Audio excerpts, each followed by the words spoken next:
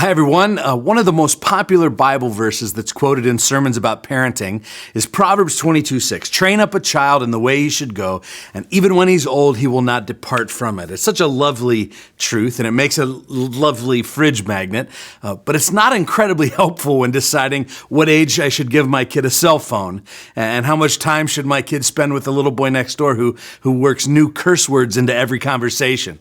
Verses like this have enough promise to remind us that raising children is not in vain. Every conversation is worth it. Every little correction or encouragement will have an impact. Every exposure to God's heart and God's word will have a lasting influence, even if it's not evident right away. And I think one of the most helpful parts of a passage like this is the usage of this word train a child. Like, we talk a lot about raising children, but training them seems like a different thing. But it is what we're doing, whether we like it or not. We're training them by what we do and don't do, by what we say and don't say. Another famous passage on parenting is over in Deuteronomy 6:5-9. This is the origin of the Great Commandment, or what the Jewish faith calls the Shema. It's a prayer that serves as the centerpiece of morning and evening Jewish prayers. It talks of God's singularity and his kingship. Jesus repeats it as the summary of the law and the prophets. Love the Lord your God with all your heart, with all your soul, and with all your might. But now look at the parenting directive. He says, you shall teach them diligently to your children, shall talk of them when you sit in your house and when you walk by the way and when you lie down and when you rise. You shall bind them as a sign on your hand, and they shall be as frontlets between your eyes. You shall write them on the doorposts of your house and on your gates. Well, what is all of that? It's called training. All of those environments mentioned means that your faith and God's faithfulness is just a normal part of your conversations and just your everyday life. Well, a couple of weeks ago, I talked about the media invasion into our homes and how our kids are exposed to voices constantly through their devices. Social media is saying that this is what you should believe. YouTube channels are saying that this is who you should be like. Instagram stories are saying this is what you should look like. News feeds are declaring this is how you should behave in a society. But here's the truth. Our children are being trained. Every day, every minute of every day. Their heads are being filled with ideas, some really good ideas and some really bad ideas. They're being influenced and directed and taught and coerced. They are being trained. And the question is, who is training them? And my challenge to parents today is, will it be you? Will you train your child, or will someone else? Will you impart the basic attitudes toward life and the philosophy of life, or will someone else? Will you show them how to make great decisions and how to use wisdom and how to have courage to do good and what is right from wrong? Today, most of the training of our children is not being done by parents. It's not being done by the church, not by the school, but by their screens. And it's time for parents to reclaim the role of the primary trainer of our children. The family is not just this biological mechanism that passes along DNA so that the gene pool can keep moving forward. It is a divinely ordained idea from the mind of God himself to pass along the knowledge of God from generation to generation. Faith is not passed through institutions or empires. It's not passed through governments or even churches, but through families by parents who have accepted the challenge to train, to diligently teach them the words and the ways and the works of God. Family is the major vehicle through which God extends faith to the next generation. So we are in week 4 of our series, Building Thriving Families. And today we're talking about parenting. And I've chosen a text today that I've preached from before. Some of you will recognize these ideas. Most of you won't. But the reason I love this text is because it's not written about parenting per se. Like, one of the challenges of doing a series on family like we're doing is that there are so many situations represented in our congregation. So we talk about parenting, but a whole big chunk of you aren't parents. And we talk about singleness, and a whole bunch of you aren't single. And we talk about marriage, and many of you aren't married. But in our text today, over in 1 Thessalonians 2, 7-12, you can find your way there, Paul is speaking about these people at a church in Thessalonica like they were his children. but they weren't his actual children. It's not a parenting text, but it has incredible parenting principles and metaphors all the way through it. And so the reason I like that is because if you're listening today, whether you have kids or you don't have kids, this text is going to apply to you because Paul wrote it to people who weren't his actual kids. And so you listening, like we have a bunch of adoptive aunts and uncles today who are listening, who are single. Some big brothers and big sisters who are not related at all. Some widows or widowers, some grandparents whose official parenting days have come and gone, but they still have influence. And so this passage is going to apply to those without children, but it's also people with children can learn so much about investing in the next generation. Again, with or without your own kids.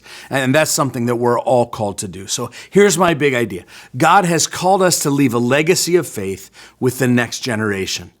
Paul is going to speak from the perspective of a mother, and then a brother, and then a father. Now, in terms of background, Paul's time with this church in Thessalonica was so powerful, but it was also brief. You can read about how he started this church over in the first 9 verses of Acts chapter 17. Paul was only able to stay in town for 3 Sabbath days. In other words, total time there was 3 weeks. The people of the city found out he was there. They formed a mob set on removing the apostles and this upstart movement called Christianity from their region. And so they went to Paul's temporary headquarters, which was the house of Jason. They dragged him out, or Jason out. And there was this accusation from Acts 17:6. And as I read it, if only more of us could be accused of this. It says this, "These men who have turned the world upside down have come here also. And Jason has received them, and they are all acting against the decrees of Caesar, saying that there is another king, Jesus." And so Paul and his companions skipped town, but in those 3 weeks that they were there, they left an incredible legacy. Parents, Paul did it in 3 weeks. Certainly we can emulate some of these principles over the course of our 18 years. That's 936 weeks. 936 weeks between the time a child is born until you send them out into the world like Kim and I are about to do with our youngest. And man, it flies by so fast. And so what I want to talk about today is 3 ways to train the next generation with a legacy of faith. Again, I think there are powerful lessons here for all of us. And so let's look at 1 Thessalonians 2, starting in verse 7. And this is Paul describing his short time with the church.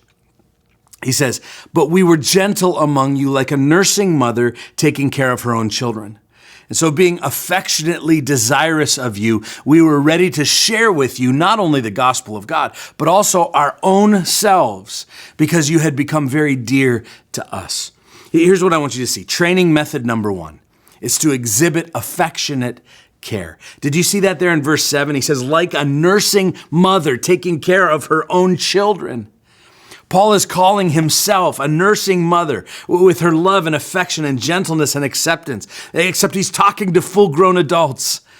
And it underlines that a key quality in training young people in a legacy of faith is just unwavering acceptance and grace. Like a nursing mother, he says. And many of you know my wife, Kim. She builds houses for a living. She's tough. Man, she's really tough. She has been highly successful in an all-man's world, and it takes a special kind of grit to do that. And yet I've never seen her, my wife, more gentle than when she was nursing our kids. Affectionate care. And think what that little baby is. It's just a little ball of needs, nothing but need. Those babies aren't contributing anything to the family yet. They don't pay rent. They don't leave tips. They're not like, the milk was delicious today, Mom. Here's a 20 spot. No, they just take and take and take. They say, I screamed to get the milk. Now I'm going to scream until you help me burp. And I'm going to scream again when I puke it all back out. And it's like, make up your mind, dude. Do you want the milk or not? Parents aren't getting compensated for taking care of this little stranger. In fact, it's costing you a lot. And yet there is this total unequivocal acceptance.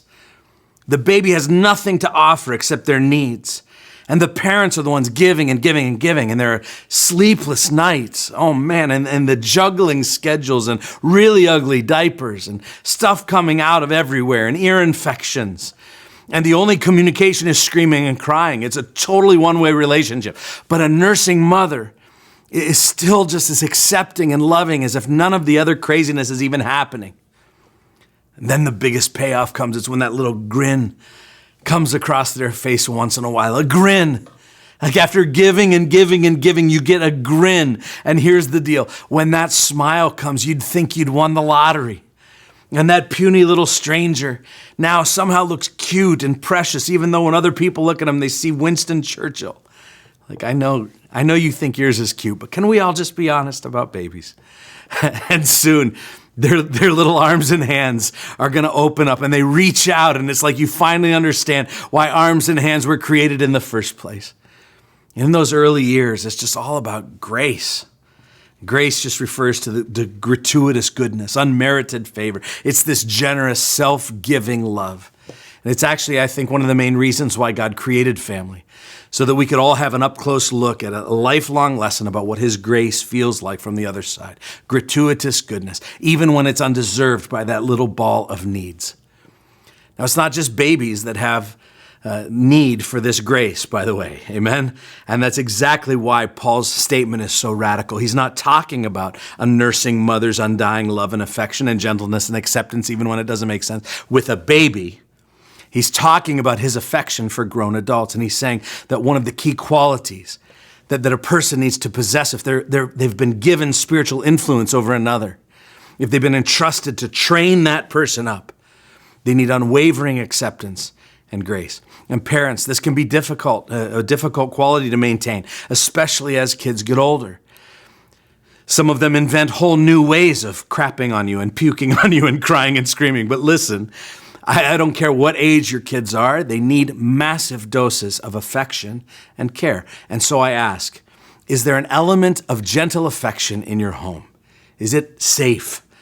Some of the things that come and they war against an accepting environment, they're things like sarcasm and ridicule and harsh language and coarse joking and cursing and comparisons.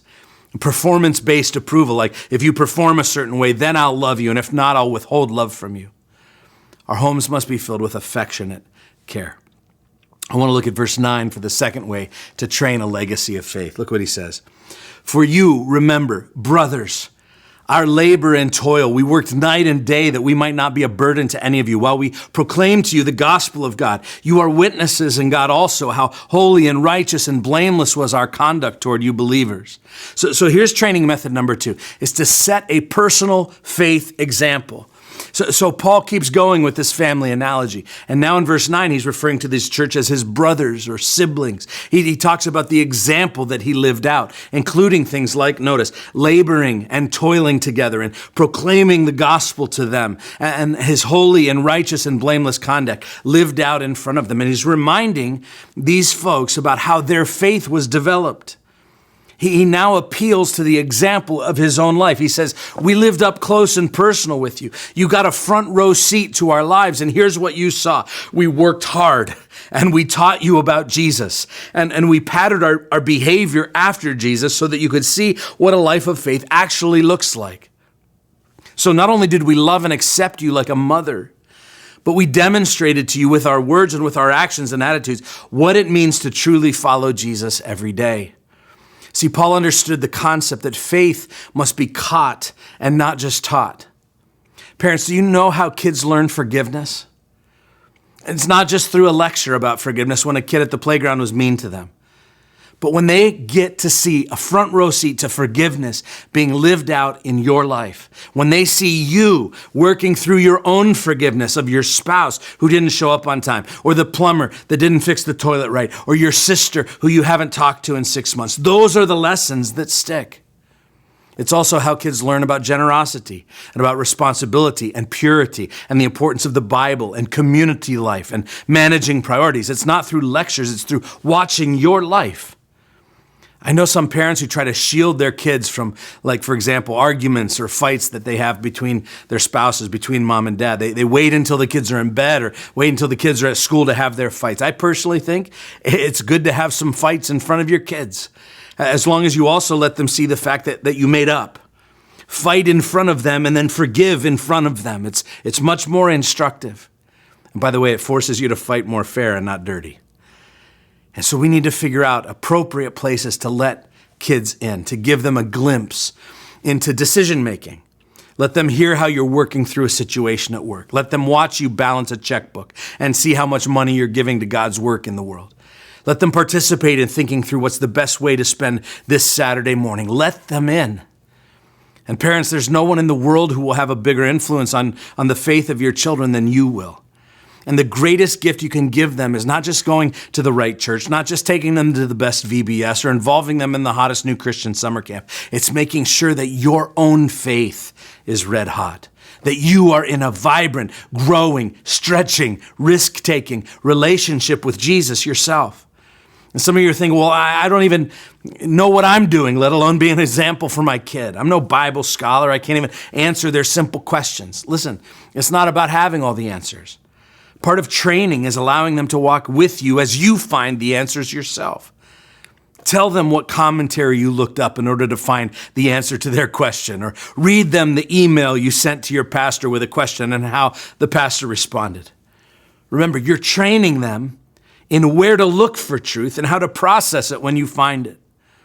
Another thing that makes being an example difficult is not just a lack of knowledge, but your own maybe bad habits. You think, well, we go to church, yeah, but half the ride there, I'm losing my temper in the car. And sometimes when I get home from work, when I should be paying attention to them, I'm on my phone instead, and I'm self-conscious about praying out loud at meals and bedtime. I don't even know what to say. You know what I say to you? Perfect. You have the perfect place to start to talk about faith with your kids. Confess your insecurities to them. At the heart of Christianity is the concept of confession and the need for grace. You have the perfect opener. Start with what you're learning through your own failure. Like when it comes to impacting the life of the next generation, the main question you need to ask is not, how do I get my kids off social media? How do I make them listen to me? The main question to ask is, how is my own faith deepening? 2 Timothy 1:5-7, when Paul was writing to his apprentice Timothy, he says, I've been reminded of your sincere faith, which first lived in your grandmother Lois, and then in your mother Eunice, and I'm persuaded now lives in you also. He knew that faith is not taught as much as it is caught. Parents, your life is on display. And even if you have adult children, they're still watching, they're still learning, maybe now more than ever. In his book, A Million Miles in 1,000 Years, Donald Miller wrote about a time in his life when his marriage was struggling. His 13-year-old daughter was dating a 17-year-old loser. He was looking around trying to blame everyone and anything else for the situation. When he finally said, maybe he as a husband and as a dad wasn't living a very compelling spiritual story. Maybe that's why his daughter and even his wife was looking elsewhere to find a better story. He decided that his family would take a trip to a Mexican orphanage to serve and to love people who were in desperate need of love at the time. It started a series of faith adventures for he and his family that rekindled their sense of connection and the purpose of their faith. So I ask, is your own faith red hot? I come back to the definition that we've been using all month, that family is a multi-generational team on mission. And so when you lose any one of those elements, multi-generational influence, or working together as a team, or having a clear, defined mission, your family can begin to go on cruise control and things can get really dicey. So make sure that your mission is clear. Okay, what we've said, if you want to train the next generation with a legacy of faith, create an environment where you exhibit affectionate care, like a nursing mother, set a personal faith example, like an influential older sibling. And the third way is this, training method number 3, commit to developing them, like a good father. Look at verse 11. He says, for you know how, like a father with his children, we exhorted each one of you and encouraged you and charged you to walk in a manner worthy of God, who calls you into his own kingdom and glory. And so he's gone from mother to brother, and now he says, like a father, notice what he does. We exhorted you, we encouraged you, and we urged you, or we charged you to walk in a manner worthy of God. And so the picture has shifted now from a nursing mom to a dad teaching his kid to walk. Imagine mom cradling and loving and rocking that little one. And in comes dad, and he plops down on the floor and he says, son, I love you, but I want to teach you the joy of movement. And so you know what happens next. Dad props them up against the table and you say, get over here. And they let go and they fall on their butt. And you pick them back up and prop them up again and say, try again. And that happens 100 times until one time they let go and they wobble a little before they fall, mainly because of their ginormous head relative to their body. So you stand them back up again and again and again until finally the wobbling turns into a little step, and that leads to 2, and then 3, and then 4. And soon they're falling into your waiting arms on the other side of the room. Why the persistence? Why the urging? Why the continually standing them back up? Because walking is worth it. And so kids need both voices. I will love you where you are. That's affectionate care. But I'm not content with where you are. That's development. I will embrace you in your current state, but I will urge you toward forward motion. I will show you grace, but I will also show you truth. I will offer you acceptance. I will offer you advice. I will accept you completely as you are. I will call you forward and develop you into what you aren't yet, what you could be. And I don't want us to get too caught up into what mom's roles and dad's roles are. It's really not about that. It's just saying that both of these elements, both of these voices must be present in order to leave a legacy of faith. Kids need someone who is committed to their development. The words he uses here are exhortation or admonition and encouragement and charging and urging. These are developmental words. Paul's stating that the goal here is to walk in a manner worthy of God who calls you into his kingdom. So we're preparing our children first and foremost to walk as children of God into this world. Parents, your kids need your leadership and they need your guidance like never before. I talked to a couple not long ago who were taking the approach of just letting their kid figure out faith stuff on their own. And they said, when they grow up, we just want them to walk whatever path they choose. And I'm thinking, this is a child. You're spending 45 minutes a night teaching them how to use a toothbrush, for heaven's sake. And you're leaving the most important part of their life just up to whatever they choose. That's craziness. Your job is to train them. And to train them not just to brush their teeth and to wash the smelly parts and to eat their vegetables. It's to train them how to love Jesus and his word. You lead them. They don't lead you. Like if your kids are running your house, they are not happy kids. No child wants to be the leader of a home. They weren't made for that. They crave for you to lead them. So in this part of the passage, Paul is talking about leadership and boundaries and guidance and limits and disciplines. Parents, you must have a steely resolve in these areas. If you're a single mom or single dad, you can't always be their friend. They need you to lead. If you're a couple that has set some boundaries, stay on the same team. If you mess it up, reconvene, forgive, and try again. Because much more important than which limit you settled on or which consequence you agreed to is that your kids see that you are a united front, that they can't play one against the other. Their spiritual development is at stake. And as soon as they feel like they're calling the shots, you have to relinquish your control as development coordinator. Now, this is not an excuse to be a naggy, micromanagey, helicoptering kind of parent in every move and controlling their every decision. They need to know that you're for them, that their development is your top priority, which means sometimes you let them fail, and sometimes you let them face the consequences of those failures. And as your kids get older, here's the deal. The quality of your relationship with them along the way will determine the weight of your influence when their decisions are becoming much more consequential. Like, who do I date? What is my career? Who will I marry? Where will I live? By the time they get there, you want to be positioned as a parent to continue to have influence because they see you as someone who has been for their development every step of the way. Paul says here that we exhorted, look what he says, each one of you. It was very personal.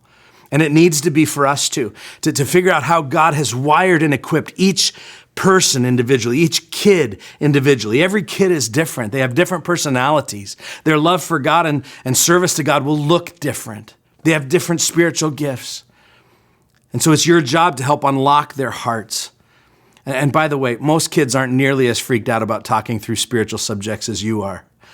Find that place or that activity where they're most likely to open up. Maybe it's taking a walk around the neighborhood. Maybe it's riding in the car with them all buckled in the back. Maybe it's, laying in their bed for 20 minutes each night as they're starting to fall asleep. And sometimes you won't get much from them, but the consistency will bring trust, and eventually you'll get access to what's going on in their real lives. And there'll be times when you try to use spiritual teachable moments and they're not always going to get it. It happened to me plenty of times, and I'm a pastor. My son Chase, when he was little, he fell out of a 2-story window of our home. The window was open, there was no screen in, the sill was slippery after a rain, and he leaned too far out, and he fell down 2 stories. He was just little. There were cinder blocks down there all over the ground where he fell. He missed them all, got up, brushed himself off, walked to the front door of the house, not a scratch on him. We were very fortunate. A couple weeks later, he and I were laying in bed, and he started talking about angels, and that he remembered an angel from his fall. And I was like, oh my gosh, this is so incredible. And so I said, Chase, you remember an angel protecting you during your fall? He said, no, Dad, I'm talking about the one that shoved me out the window.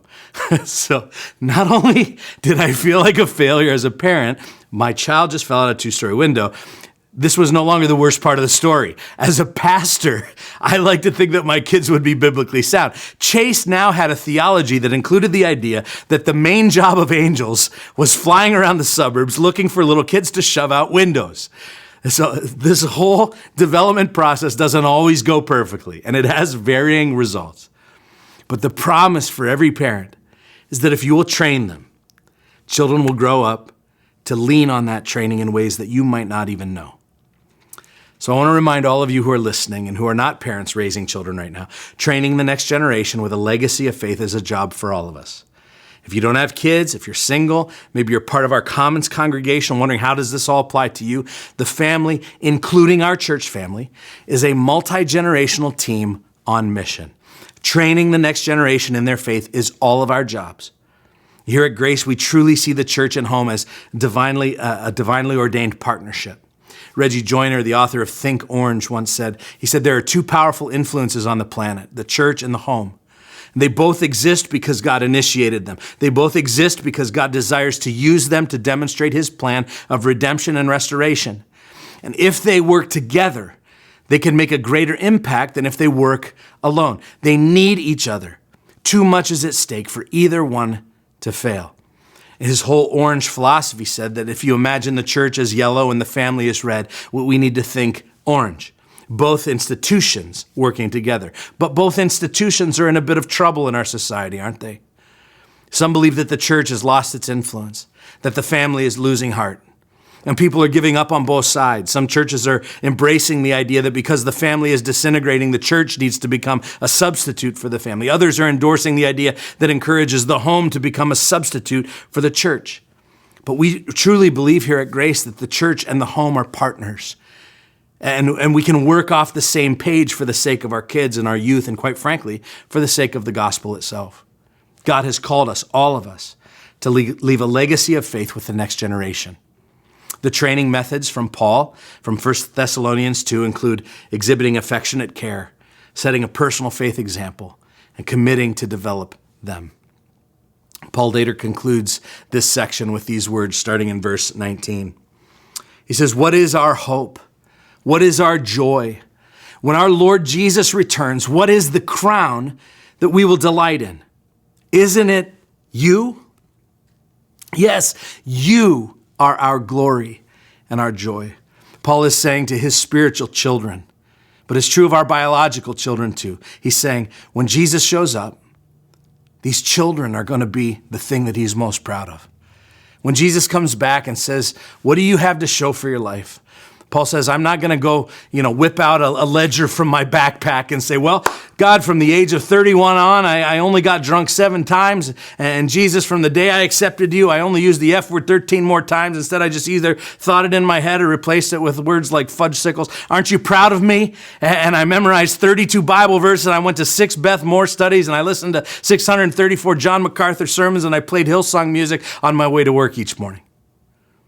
Instead of those trophies, what if your trophy was, you look at Jesus and you say, you gave these kids to me, and now I'm giving them back to you, and I did my very best to instill a legacy of faith in them.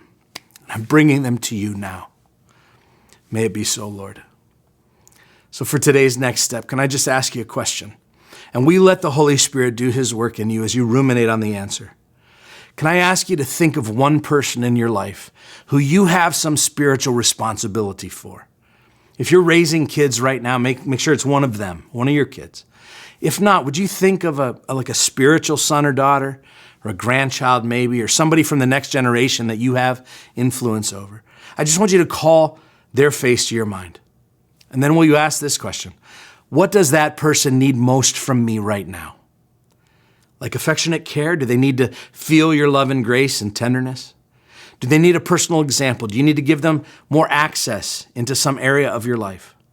Or do they need development? Do you need to challenge them or urge them towards something greater? We let the Spirit of God do his work now and bring the right person into your mind with the right need. And will you then obey whatever he tells you to do this week? I believe he's at work right now in our midst. I love you guys.